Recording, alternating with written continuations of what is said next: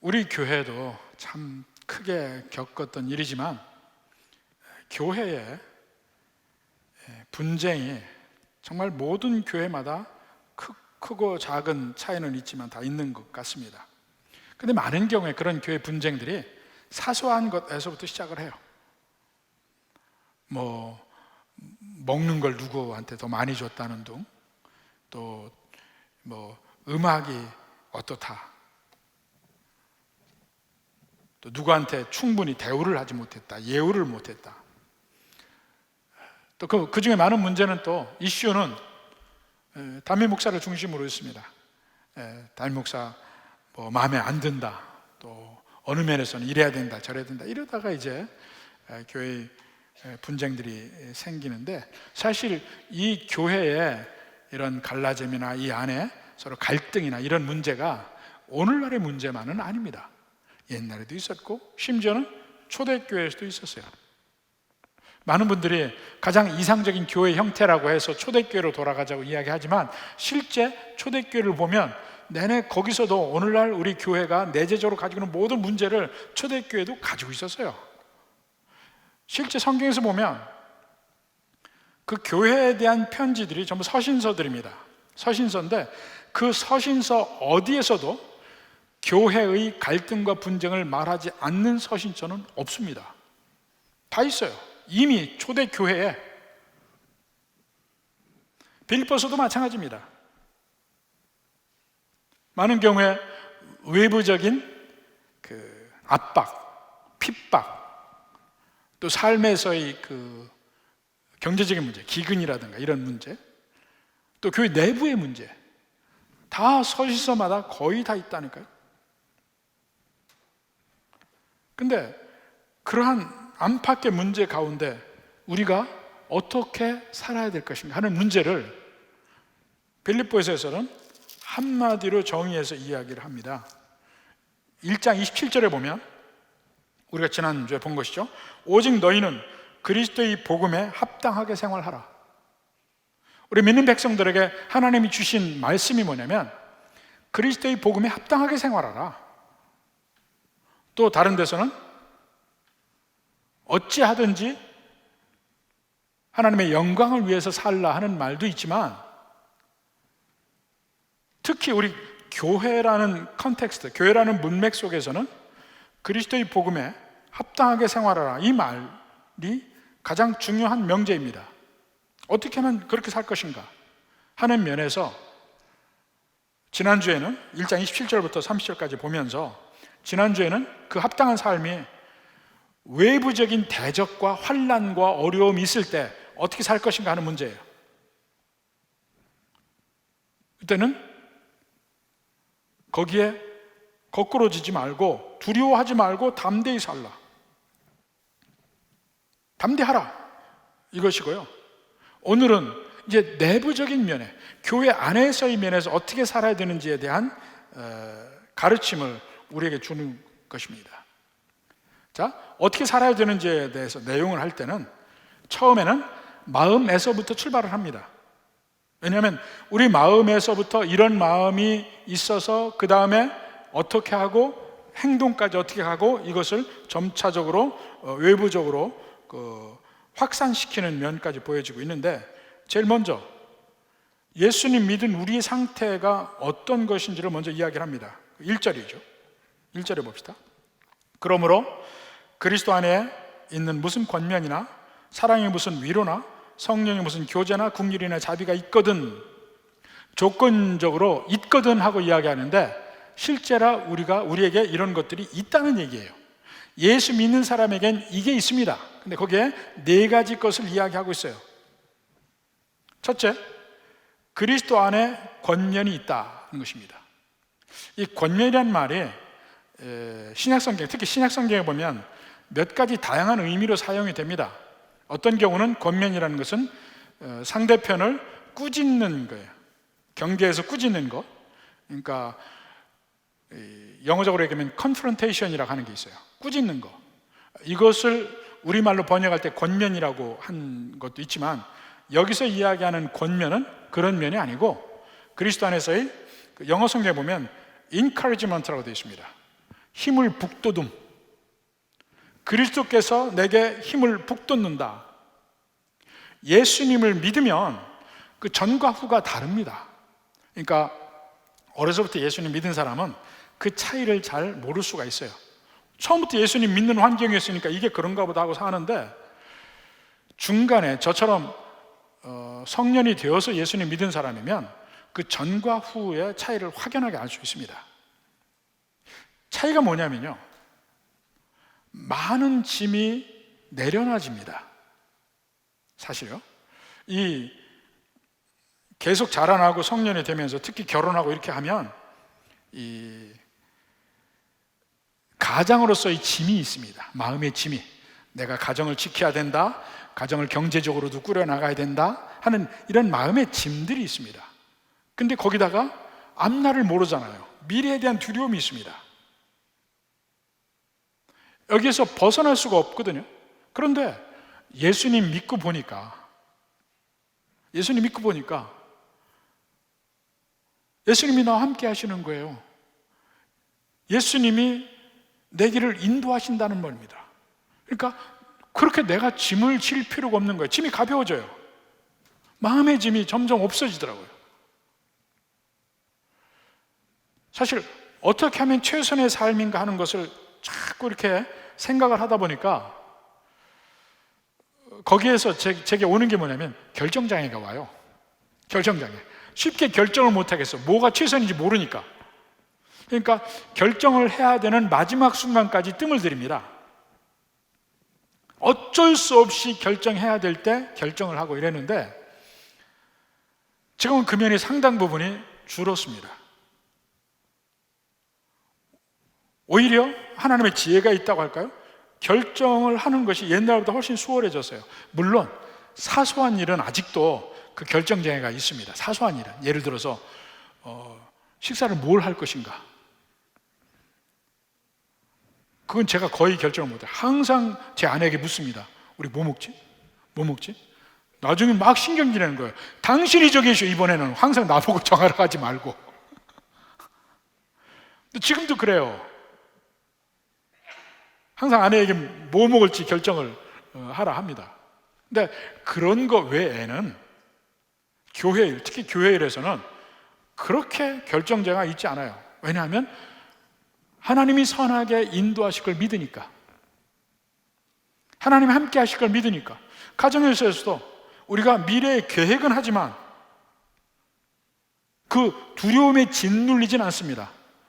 주님께서 나와 함께 하실 거니까. 이게 예수님과 하나 되었을 때 오는 격려가 바로 이런 거라고 생각을 합니다.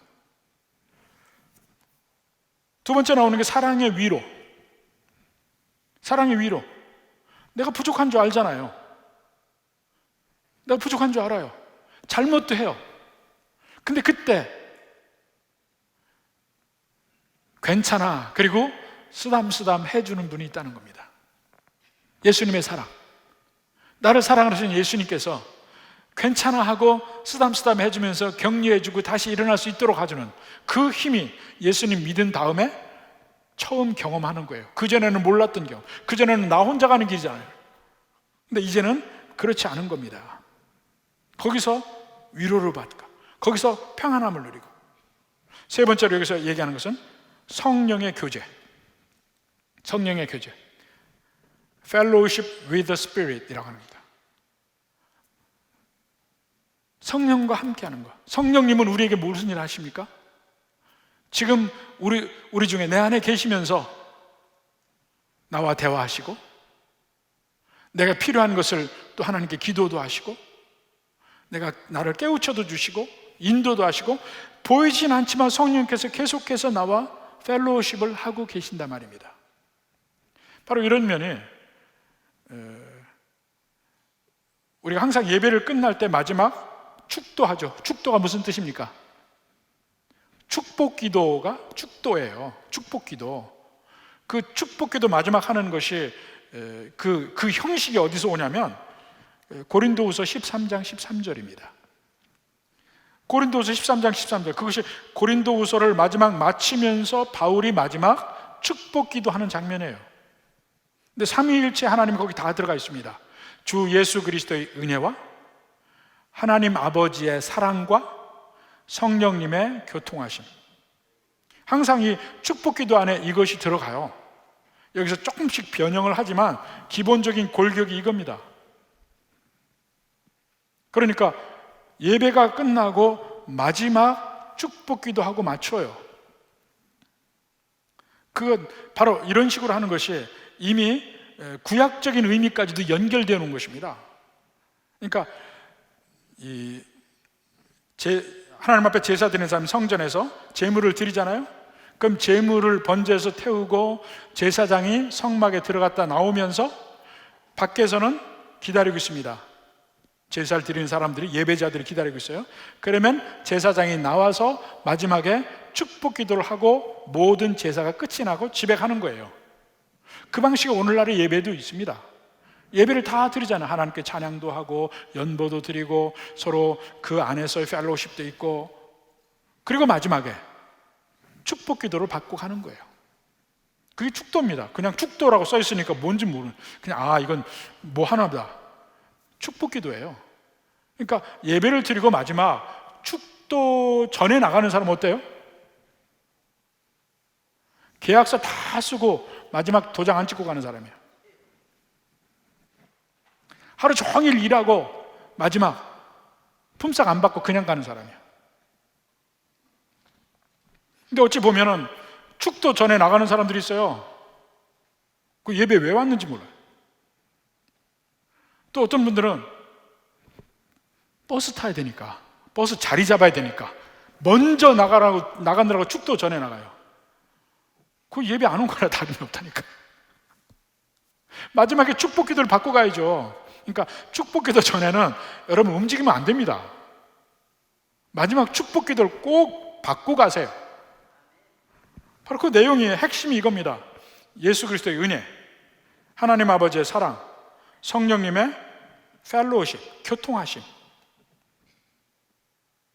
우리 삶 속에 성령께서 계속 나와 펠로우십 하는 가운데 나를 강건케 하시는 거예요. 그리고 네 번째로 국률이나 자비가 있거든. 당연히 있다는 얘기입니다.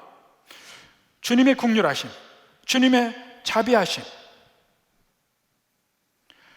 처음에 예수님 믿을 때만 하나님께서 나를 국률이 여기셔서 용서하시고 살리시는 것이 아니에요. 그것뿐만이 아닙니다. 그 이후의 모든 삶에도 우리의 삶 속에서 우리는 계속 죄인의 삶을 삽니다. 거기에도 계속해서 하나님의 국률하심, 하나님의 자비하심이 필요합니다. 주님 앞에 가는 그날까지. 그걸 우리가 매일매일 경험하고 사는 거예요. 사실은 그것이 경험이 될 때, 이것이 다 경험이 될 때 비로소 우리도 우리 속에서 다른 사람을 국률이 여길 수 있는 마음과 능력이 그때 나오는 겁니다. 그때 나오는 거예요. 마태복음 5장 7절에도 뭐라 합니까? 국률이 여기는 자는 복이 있나니 그들이 국률이 여김을 받을 것이며. 마치 여기서는 다른 사람을 국률이 여기는 사람은 그 다음에 하나님께 국률이 여김을 받는다, 이렇게 마치 조건처럼 보이지만 사실은 이겁니다. 하나님의 국률하심을 우리가 먼저 받는 거예요. 먼저 받은 사람의 삶의 표징으로 나타나는 것이 다른 사람을 국률이 여기는 것으로 나타나요. 그러니까 다른 사람을 국률이 여기는 것으로 나타나지 않는 사람은 어쩌면 하나님의 국률하심을 경험치 못한 사람일 가능성이 있다는 거예요. 그러니까 우리 예수님 믿으면서 우리에게 이러한 것들이 있다는 거예요. 다시 한번 확인해 보자. 그리스도께서 주시는 격려의 힘이 있느냐? 사랑의 위로가 있느냐? 성령님의 교제가 있느냐? 주님이 주시는 국률함, 주님이 주시는 자비로움이 내게 경험이 되고 내 속에 지금 그것이 있느냐? 있거든.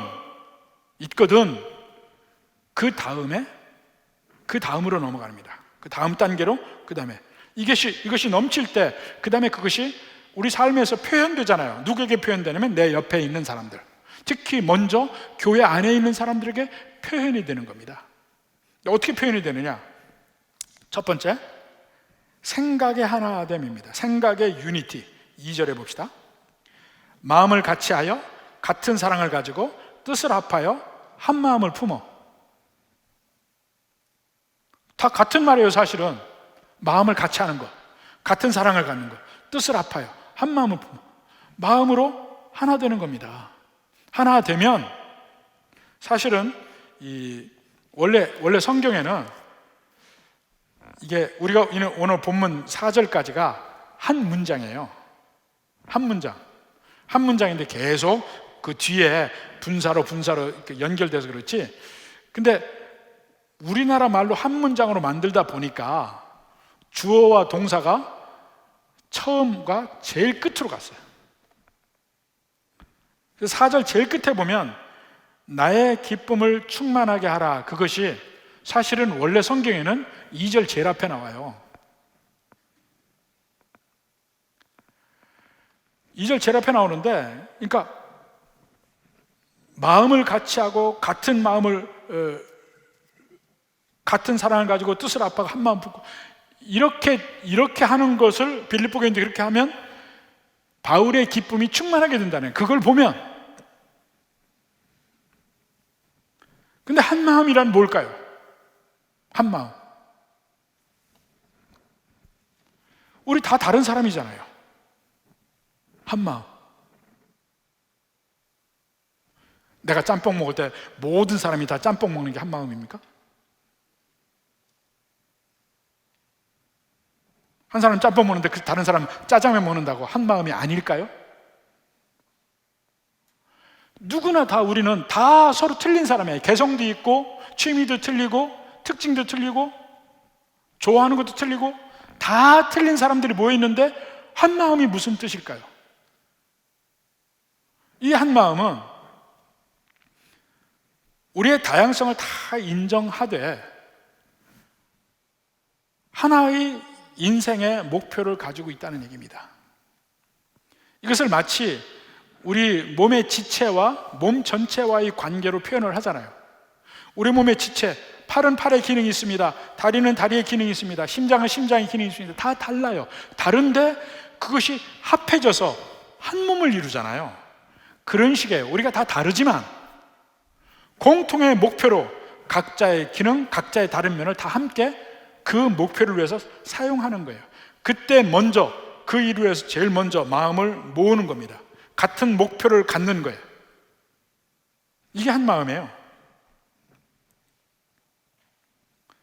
개인적인 목표는 우선 아까 말한 대로 1장 27절에 그리스도의 복음에 합당하게 생활하는 것, 이것이 목표예요.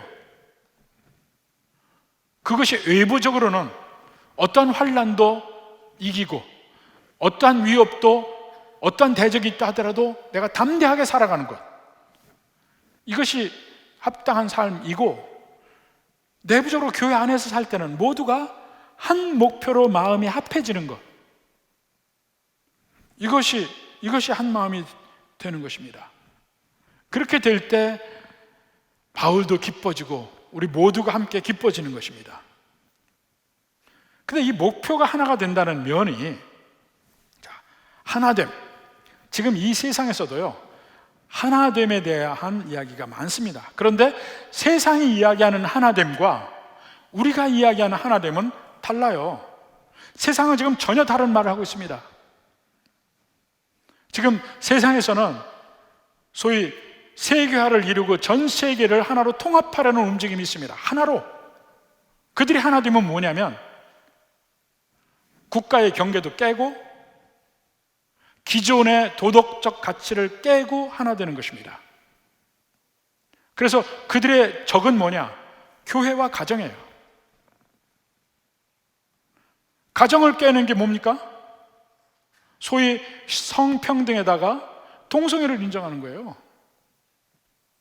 평등이란 이름으로 실제 기존에 우리가 가장 귀히 여기는 가치관을 깨뜨리려고 노력하고 있습니다. 공동체적인 면을 강조하는 교회를 깨뜨려야 자기들 마음대로 전체를 통합해서 지배할 수가 있습니다. 그들이 이야기하는 하나됨이에요. 근데 그 하나됨은, 그러니까 누구나 다 인정하자는 거 아니에요. 기존에 있는 우리의 가치관을 버려야만 비로소 하나 될 수 있습니다. 동성애를 인정해야 하나 될 수 있어요. 그들이 이야기하는 가치관을 인정해야 하나가 될 수 있습니다.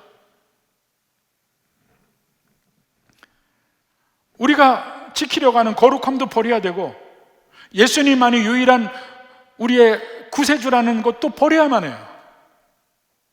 그래야 비로소 그들의 하나됨에 동참할 수 있습니다. 근데 우리의 하나됨은 전혀 다른 것입니다.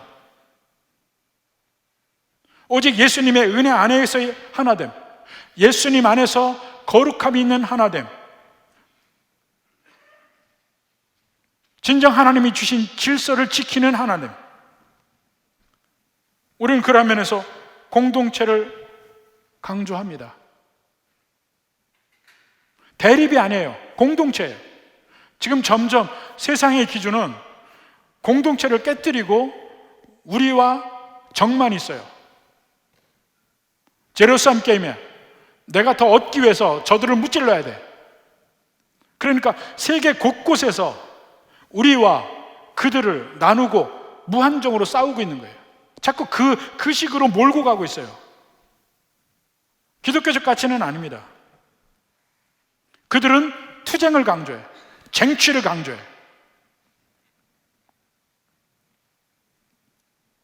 우리는 공동체를 강조합니다. 공동체. 우리는 사랑하지만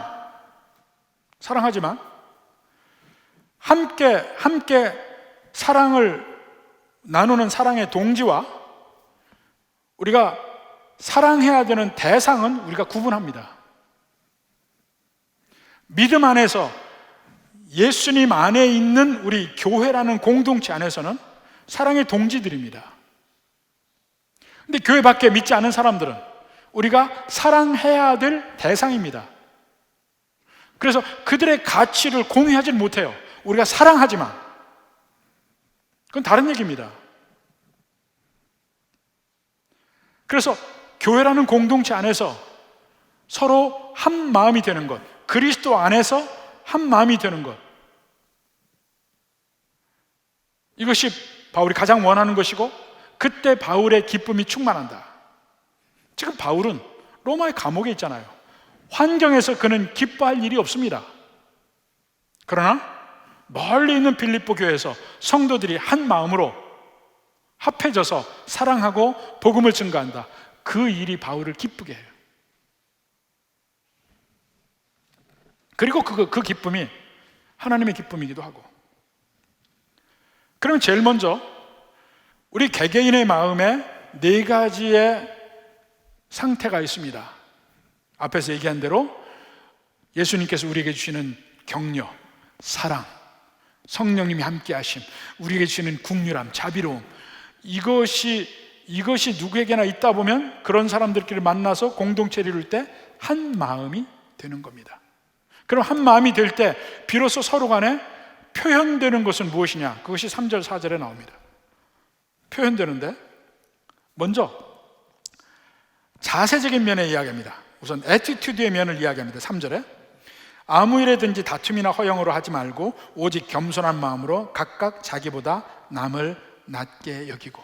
모든 일을 할 때의 마음가짐을 이야기해요. 겸손한 마음으로 남을 나보다 낮게 여기라 하는 것인데, 우선 부정적인 면을 먼저 이야기하죠. 다툼이나 허영으로 하지 말고. 이 허영이란 말은 교만과 통하는 말입니다. conceit란 말인데 교만과 통하는 말이에요. 다툼이 어디서 납니까? 내가 잘났다, 내가 먼저 차지해야 된다, 내가 먼저 먹어야 된다, 내가 먼저 대우받아야 된다, 이런 것들이 있을 때 다툼이 나는 것이죠. 교만과 다툼은 서로 묶어져 있는 것입니다. 어떤 사람이 꿈속에서 죽음을 경험한 적이 있어요. 근데 꿈속에서 자기가 죽었어. 근데 눈앞에 이제 천국문이 펼쳐지는 겁니다. 그리고 천사가 와서 자기를 인도해요. 얼마나 좋겠어요. 그래서 천국에 들어가서 사람들을 보는데 제가 깜짝깜짝 놀라는 거예요. 저 사람도 왔어? 저 사람도 왔어? 놀래요. 놀래고 쭉 돌았는데 그 놀랄만한 사람들이 굉장히 많은 거야. 근데 다 돌고서 보니까, 생각해 보니까 그 사람들 만날 때마다 자기 보고 깜짝깜짝 한 사람도 빠짐없이 다 놀래더래. 무슨 말이에요? 자, 이 사람이 천국에 공개, 천국에서는 빅뉴스야, 빅뉴스. 저 사람이 어떻게 왔지?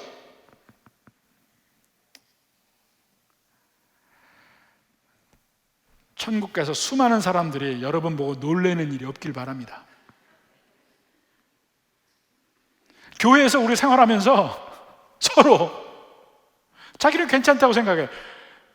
여러분 주변에, 예수님 믿으면서 여러분 주변에 친구들 누가 있습니까? 교회 안에서 친구들 누가 있냐고요. 우리는, 여러분 보십시오, 새가족 교육에서부터 계속해서 우리는 소그룹을 갑니다. 행복한 만남에서 소그룹을 가고, 모든 훈련이 교회 안에서 어떤 모임도 소그룹으로 갑니다. 그러면 그 소그룹에서 사람들을 사귀게 돼 있어요. 사귀게끔 하는 거예요, 그게. 근데 구역도 그렇고, 여러분이 교회 안에서 사귐이 없으면 여러분 문제 심각합니다. 사귐이 없다면 나를 돌아봐야 돼. 내가 지금 제대로 가고 있는가 하면 다시 한번 생각해 볼 필요가 있습니다. 교회 안에서 서로 관계 속에서 아프게 되는 것이 없을 수는 없지만, 여러분은 남을 아프게 하는 사람은 되지 마십시오. 누가 남을 아프게 하느냐? 교만하면 그래요. 왜 나를 이렇게 대? 왜 나를 무시해? 행동이 거기서부터 나오면 다툼이 생기기 시작하는 거예요. 근데 예수 믿는 사람들은, 참되게 예수님 믿는 사람들은 특징으로 뭐가 나타나냐면 겸손함으로 나타납니다. 겸손함으로, 다른 사람을 나보다 낮게 여기는 자세, 더 높이 보는 자세, 내가 나를 낮추는 것이죠. 겸손한 마음으로 각각 자기보다 남을 낮게 여기고 그랬잖아요. 원래 헬라 문화는 정반대예요. 거기 민주주의는 뭔지 아십니까? 나를 드러내는 거예요. 누구든지 자기 의견을 발표할 수 있어요. 연단이 있습니다. 그 연단은 누구든지 와서 발표하는 연단이야.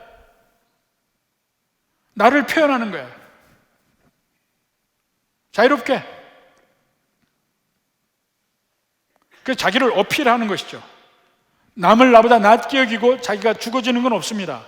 낮아진다는 것은 그 당시 헬라의 모든 문학들을 보면 거기에 낮아지면 언제나 그 대중 앞에서의 부끄러움을, 창피함을 수반하는 것들이에요. 그러니까 그거는 원하는 것이 아니에요. 그런데 예수 믿는 사람들에게는, 그리스도인들에게는 낮아짐이 아름다운 덕목입니다. 그 당시 없었던 얘기예요. 낮아짐이 왜 아름다운 것이냐면, 진정으로 예수 믿는 사람은 그 겸손한 면, 남을 나보다 높이 보는 그런 면이 나타날 수밖에 없는 것이 뭐냐면, 겸손함은요, 진정한 면에서 강함의 표현입니다. 강함의 표현이에요. 하나님 안에서 자존감이 높으면 높을수록 얼마든지 다른 사람을 높일 수 있어요. 얼마든지 내가 낮아져도 돼. 속이 빈 사람들이 자꾸 겉으로 포장하려고 합니다. 겉으로 힘이 있는 척을 보여야 되고, 겉으로 온갖 상표를 붙여요. 우선 옷들도 상표를 붙여야지. 들고 다니는 것도 상표를 붙여야지. 내 거? 샤넬이야, 샤넬. 에르메스야. 그게 뭔지도 잘 모르는 사람에게는 복이 있을지어다.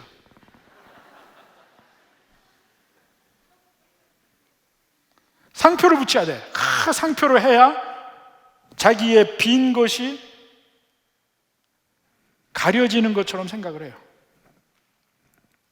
근데 그 옷의 상표뿐만 아니고 직함의 상표도 붙여요. 요즘은 잘 모르겠습니다만 우리가 모르는 사람을 만나면, 우리 사업상으로 만나면 꼭 이 명함을 돌립니다. 사실은 이게 일본 문화예요. 자기 이름을 얘기 안 해도 그 명함으로 다 해서 왔다 갔다 하는 거예요. 근데 우리나라도 그 명함을 돌리잖아요.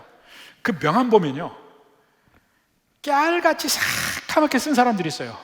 무슨 협회 회장 뭐하고 쓴 사람이 있어요. 그 사람들은 무시해도 될 사람이에요. 내가 부족함을 드러내는 사람들이거든. 진짜 강한 사람은 명함에 뭐가 되어 있는 줄 아세요? 제가 그 명함 몇 개 받아봤는데 자기 이름 숫자만 있어요. 아무것도 없이 이름 숫자만 있어요. 그런 명함 받아보셨어요? 제가 몇 번 받아봤어요. 진짜 강한 사람들이에요. 이름만 들으면 다 알만한 사람들. 그 이름 숫자만 내. 인기의 상표. 많은 사람들이 인기 있다는 게 자기의 상표야. 속이 아니고 겉으로.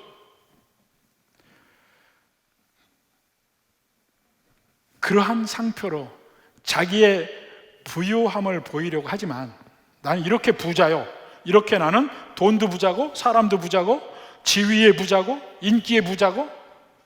진짜 부자는요, 상표 없는 명품을 입습니다. 아세요? 일반 사람들 전혀 알지 못하는 상표들이 있어요. 그리고 상표라고 딱 레이블이 찍혀 있지도 않아요. 이 옷이나 이런 데에 뭐 말대가리도 없고 악어대가리도 없어요. 아무것도 없어요. 근데 명품이 있어. 오히려 진짜 부자는 그런 걸 선호해요. 남들이 안 가진 것들. 여러분은요, 여러분 스스로가 명품입니다. 믿으십니까? 믿지 않는 사람만 아멘 안 해도 돼요. 하나님이 사랑한 사람인데 명품이지, 아니에요? 하나님이 사랑한 사람, 나는 하나님의 사랑을 받는 사람이야. 근데 누구의 사랑이 필요하고 누구의 눈길이 필요합니까? 하나님이 날 사랑하는데. 이 그리스도인들의 겸손함은요, 하나님의 사랑을 받는 데서 오는 여유로움이 있습니다. 여유로움. 사실 물질적으로만 얘기해도요, 진짜 부자들은 옷도 아무렇게나 거쳐도 되고 어디를 가서 누가 무시해도 아무 관계없어요. 여유로움이 있습니다. 자기에게 있는 본질적인 강함이 있기 때문에 여유로움이 있어요. 크리스찬들에게는 당연히 이 여유로움이 있어야만 합니다. 그 여유로움이 어디서 오느냐? 내 자신에게서 나오는 건 아니에요. 나는 아무것도 아니라는 거 알아. 나는 죄인이라는 거 알아. 나는 부족한 존재라는 거 알아. 내 가운데서 좋은 것, 선한 것이 아무것도 없다는 걸 알아요. 그럼에도 불구하고 하나님이 나를 사랑하신다는 사실을 아는 거예요. 하나님이 나를 사랑하신다. 이것이 얼마만큼 내 스스로를 강하게 하는 줄 아셔요? 여러분, 부부관계도 마찬가지입니다.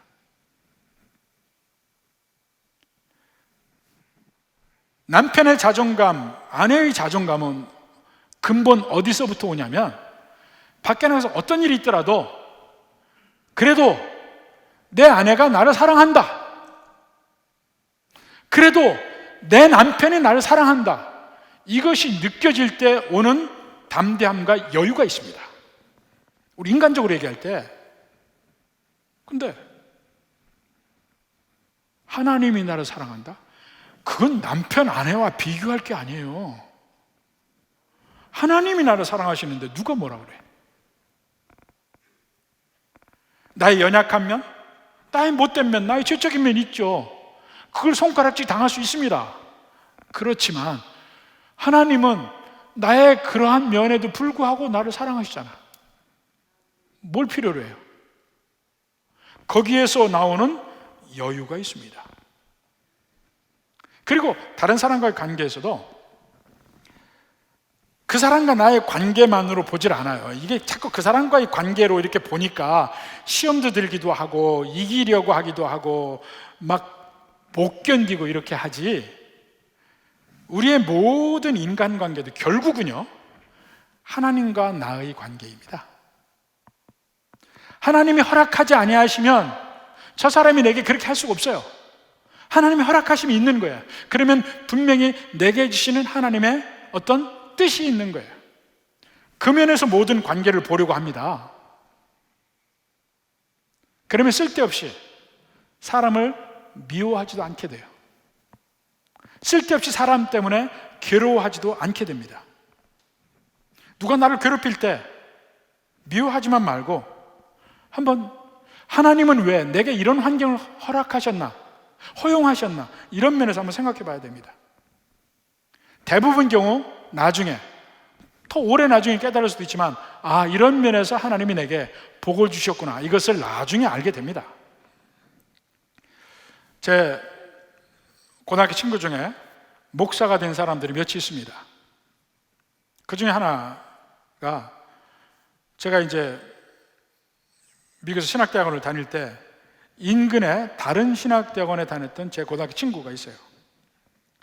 그 친구는 이미 한국에서 목사가 된 다음에 이제 석사과정, 박사과정 하러 이제 미국에 왔었는데, 저는 이제 신학대학원 다니고 있었고, 그 친구가 이제 교제를 했습니다. 우리 집에도 자주 왔고 우리도 그 집에 가고 이렇게 했는데,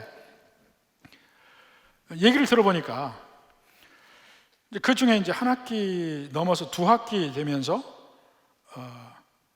그 집 아내가 한국을 갔다 와야 돼요. 근데 상당히 얼굴빛이 안 좋아요. 근데 나중에 하는 얘기가 뭐냐면, 기도해달라고 하면서 기도 제목 놓고 얘기하는데, 그들이 한국에서 목회하고 큰 교회 부목사로 있다가 유학을 온 이유가 뭐 여러 가지 있지만은 그 중에 하나가 그 아내가 시집 때문에 너무 힘든 거야. 시어머니하고 시누이 때문에 너무너무 힘들어서 도피성으로 온 면도 있다고 하더라고요. 그런데 1년도 가기 전에 한국에 일이 있어서 이제 아내 혼자 한국에 갔다 와야 돼요. 그러니까 벌써 수심이 껴. 남편도 없는데 시댁에 갈 일 생각하니까 깝깝한 거예요. 어찌됐든 이제 때가 돼서 갔다 왔어요. 갔다 와서 다시 만났는데 아주 기쁨으로 얘기를 해요. 그 얘기하면서 하는 말이 뭐냐면, 한국에 오면서 너무 마음으로 두렵기도 하고 답답하기도 해서 시댁에 알리지도 않고 한국에 와가지고 바로 이 태백에 있는 예수원에 갔대. 그래서 거기서 이제 기도를 한 겁니다. 하나님, 제발 시어머니 좀 바꾸게 하시고 시누이 좀 바꿔주십시오. 기도했어요. 며칠간 기도했습니다.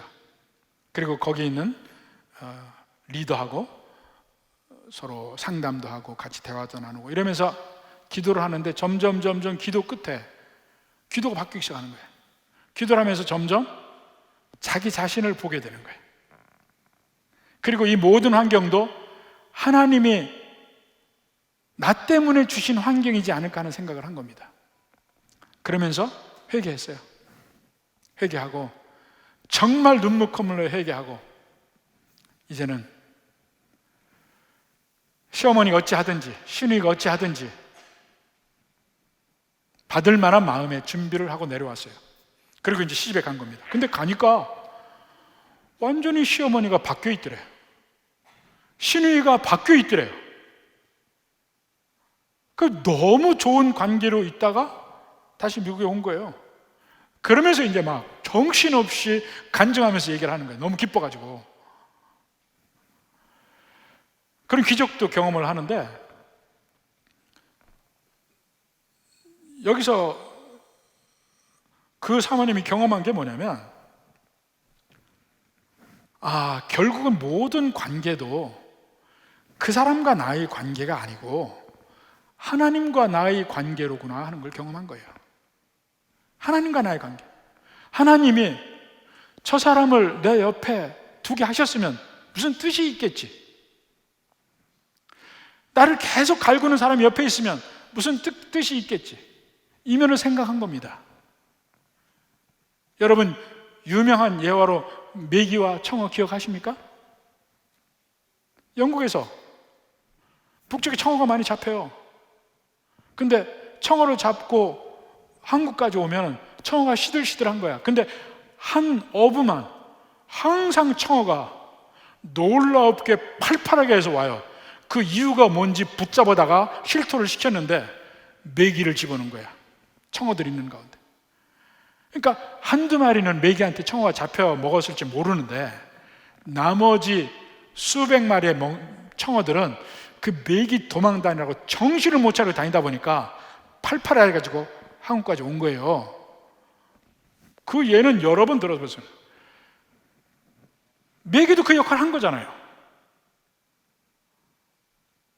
여러분 주변에 누가 메기인지 한번 보시오. 그거 분명히 하나님이 보낸 메기일 거야. 누가 메기인지 한번 생각해 봐요. 그리고 그 하나님 앞에 감사하세요. 하나님, 저 메기 주신 거 감사합니다. 그러면 그 사람을 미워하지 않게 돼요. 그 사람에게도 내가 마음에 여유가 있습니다. 어떠한 사람을 대할 때, 우리 같은 예수 믿는 사람도 너무나 서로 다르잖아요. 다를 수가 있습니다. 누구는 고양이과고 누구는 개과일 수 있어요. 고양이하고 개하고 꼬리 드는 게 틀리다며. 개는 반가우면 꼬리 들고 고양이는 꼬리 들면은 전쟁하자는 얘기라며요. 그래서 개하고 고양이는 맨날 싸운대. 서로 말이 틀려서 육체 언어가 틀려서 맨날 싸운대. 우리도 그럴 수 있어요. 서로 간에 서로 상대편이 저 사람이 나의 맥이야, 서로 상대편 가지고 그럴 수 있어요. 그렇지만 그 안에 하나님의 뜻을 생각하면 우리가 미워하지 않고 한 마음 되어서 주의를 할 수 있다고요. 마음의 여유를 서로 가질 수 있다고요. 마지막에 하는 말이 4절에 각각 자기를 돌볼 뿐더러. 왜 자기를 돌볼 뿐더러 이게 먼저 얘기하냐면 남에게 내 짐을 자꾸 지우지 말고 내일은 내가 하라는 겁니다. 내일은 내가 하는 거예요. 또한 각각 다른 사람들의 일을 돌아보아 나의 기쁨을 충만하게 하라. 다른 사람의 일을 돌아보아. 다른 사람의 일을 돌본다는 의미가 뭐냐면 내가 다른 사람을 나보다 낮게 여기면, 높이 보면 나보다 높은 사람은 어찌하든지 그 사람을 기쁘게 하려고 노력합니다. 노력해요. 근데 기쁘게 하면 관계를 가질 수가 있어요. 고린도전서 10장 32절 한번 봅시다. 유대인이나 헬라인에게나 하나님의 교회나 거치는 자가 되지 말고. 제발 여러분, 내 주변에 아무도 없다. 그럼 분명히 여러분은 거치는 자일 거예요. 거치는 자가 되지 말고 나와 같이 모든 일에 모든 사람을 기쁘게 하여. 그죠? 근데 기쁘게 한다는 것은 상대편을 기쁘게 하려고 해보십시오. 다른 사람을 나보다 높이 올려놔야 기쁘게 할 수 있다니까요. 관계를 가지려면, 서로 관계를 가지려면 내가 상대편을 기쁘게 하려고 노력해야 합니다. 그래야 관계가 형성이 돼요. 이것은 동기가 어떻든 관계없어요. 불쌍한 동기가 있다 하더라도 상대편을 기쁘게 하려고 노력을 해야 비로소 관계가 형성이 돼요. 근데 내가 나쁜 이기적 동기로 상대편을 기쁘게 해서 관계가 형성되잖아요. 그 이기적 동기가 없어질 때는 그 관계는 깨지죠. 진정한 친구 관계는 동기가 참된 사랑에서 나와야 돼요. 그 사람을 나보다 낮게 여긴다. 그러니까 낮는다, 위인데 올려본다. 이 마음가짐이 있어서 기쁘게 하려고 하면 그 관계는 오래가는 관계가 됩니다. 참된 친구 관계가 돼. 그때부터는. 근데 기쁘게 하려는 노력의 출발점이 뭐냐? 하나님의 은혜를 받았고 하나님의 궁휼하신 사랑을 받았고 하나님 주신 담대함으로 이 세상 어떤 것도 나를 흔들 수 없는 그 면이 내게 있을 때, 그리고 마음에 여유가 생겨. 하나님이 나를 사랑하신다. 그러니까 얼마든지 다른 사람을 높이고 기쁘게 할 수 있는 거예요. 다른 사람이 날 밟아도 거기에 상처 안 받는 거예요. 근데 진짜 다른 사람을 나보다 높이 보는 겁니다. 그 대표적인 예가 성경에서 다윗과 요나단의 관계예요. 요나단이 누굽니까? 왕자잖아요. 차기 왕의 위치에 있는 사람입니다. 근데 다윗에게 뭐라 합니까? 네가 왕이 되라. 나 말고 네가 왕이야. 그것이 하나님의 뜻이야. 이게 상대편을 기쁘게 하는 면입니다. 그 사람을 나보다 높이 보는 거예요. 그러면 한번 생각해 보십시오. 다윗은 왕이 되었을 때 요나단은 죽었지만 요나단의 자손을 끝까지 지켜갑니다. 안 해도 돼요. 안 해도 되는데 끝까지 지켜가. 이것이 진정한 하나됨의 관계, 그리스도 안에서의 사랑의 관계입니다. 서로 내가 낮은 자리에 가려고 노력하다 보면 교회는 정말 평안해집니다. 어떤 오케스트라 관계자에게 물었습니다. 오케스트라 악기 중에서 어떤 악기가 가장 어렵습니까? 음악하는 사람들은 어떤 악기가 제일 배우기 힘들지 이렇게 생각하겠지만, 오케스트라 전체를 주관하는 사람들 입장에서는 달리 볼 수 있습니다. 어느 악기가 가장 어렵습니까? 예, 세컨드 바이올린입니다. 퍼스트 바이올린, 세컨드 바이올린으로 나누죠.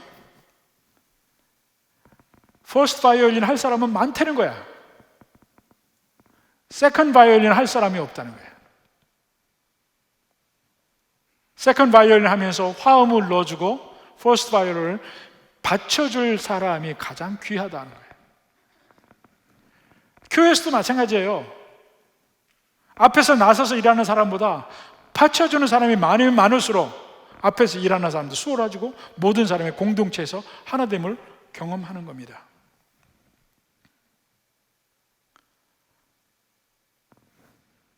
그리스도의 믿음에 합당한 삶, 어떤 외부적 환난에도 담대하게 두려워하지 않고 주님께서 내게 주신 길을 가는 삶, 내적으로는 그 하나님의 온갖 사랑과 은혜와 격려를 받아서 그 능력으로 서로 한 마음이 되어서 다른 사람을 나보다 항상 높이 보고 나를 낮추고 진짜 그 사람들을 먼저 앞세우고 이러면서 그들을 기쁘게 하려고 서로 노력을 할 때, 이것이 바로 믿는 자의 삶이라고 생각을 합니다. 여러분은 어디에 있습니까? 환경 속에서 환경만 바라보고 힘듭니까? 마지막 성경 한 구절 보고 마치겠습니다. 로마서 8장 32절부터 봅시다. 자기 아들을 아끼지 아니하시고 우리 모든 사람을 위하여 내주시니가 어찌 그 아들과 함께 모든 것을 우리에게 주시지 아니하겠느냐. 다 주시겠다는 거예요. 다 주신다는 얘기입니다. 근데 다 주시는데 한번 보십시오. 33절부터 누가 등에 하나님께서 택하신 자들을 고발하리요. 의롭다 하신 이는 하나님이시니 누가 정죄하리요. 거기까지입니다. 의롭다 하시는 하나님이시니 누가 정죄하리요. 죽으실 뿐 아니라 다시 살아나신 이는 그리스도 예수시니 그는 하나님 우편에 계신 자여 우리를 위하여 간구하신 자시니라. 그것이 전제가 돼서 35절 누가 우리를 그리스도의 사랑에서 끊으리요. 환난이나 권고나 박해나 기근이나 적시나 위험이나 칼이랴. 이렇게 얘기했는데, 그러니까 우리의 현재의 삶에 환난, 권고, 박해, 기근, 적신, 위험, 칼 다 있다는 얘기예요. 이것이 있다고 하더라도 그리스도의 사랑을 끊을 수 없다. 그것보다 그리스도 사랑이 더 크다는 겁니다. 자, 현재 삶이 뭐냐면 36절에 또 나옵니다. 기록된 바 우리가 종일 주를 위하여 죽임을 당하게 되며 도살당할 양같이 여김을 받았나이다. 도살당할 양같이 어떻게 여김받는 거예요? 죽을 목숨으로 마음대로 뒹굴리고 죽을 거니까 사람들이 제일 가볍게 여기고 죽이려고 하고 환경은 그렇다는 겁니다. 그러나 37절에 그러나 이 모든 일에 우리를 사랑하시는 이로 말미암아 우리가 넉넉히 이기느니라. 넉넉히 이긴다는 개념이 뭡니까? 지금 우리가 본 빌립보서 1장 27절부터 2장 4절까지 우리는 넉넉하게 그리스도의 복음에 합당한 생활을 할 수 있다는 거예요. 외부의 환경이 나를 죽이려고 해요. 사망의 위험이 있어요. 여러 가지 압박이 있습니다. 그 사망의 위협, 죽음의 위협, 개나 물어가라래요. 그만큼 담대해야 되는 거 아니에요. 그래서 그런 상황에서도, 그런 환경에서도 나에게는 그리스도의 사랑이 있다. 이렇게 선포하고 담대하게 사랑하며 낮추며 가는 겁니다. 이러한 은혜가 모든 우리 성도들에게 함께 있기를 주님의 이름으로 축원합니다.